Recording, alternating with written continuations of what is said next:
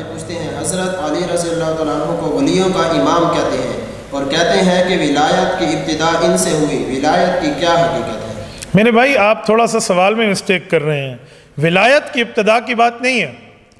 سلسلہ ولایت کے جو 4 طریقے ہیں جو مدون ہو کر امت کے پاس پہنچے ہیں، نقش بندی، قادری، سہروردی، چشتی، ان میں بعض حضرات کی رائے یہ ہے کہ نقش بند کے علاوہ باقی 3 سلسلے جو چلے ہیں بعد کے بزرگوں نے آگے مدون کیے، اس وقت تو ان کے نام نہیں تھے، یہ حضرت علی المرتضیٰ رضی اللہ تعالیٰ عنہ پہ جا کے لگتے ہیں، اور اسی طرح نقش بند حضرت صدیق اکبر رضی اللہ تعالیٰ سے لگتے ہیں، اور بعض احباب کی تحقیق ہے کہ نہیں، چاروں حضرت صدیق اکبر سے بھی لگتے ہیں، یعنی ان تک پہنچتے ہیں، اور چاروں سیدنا علی المرتضیٰ پہ بھی جاتے ہیں۔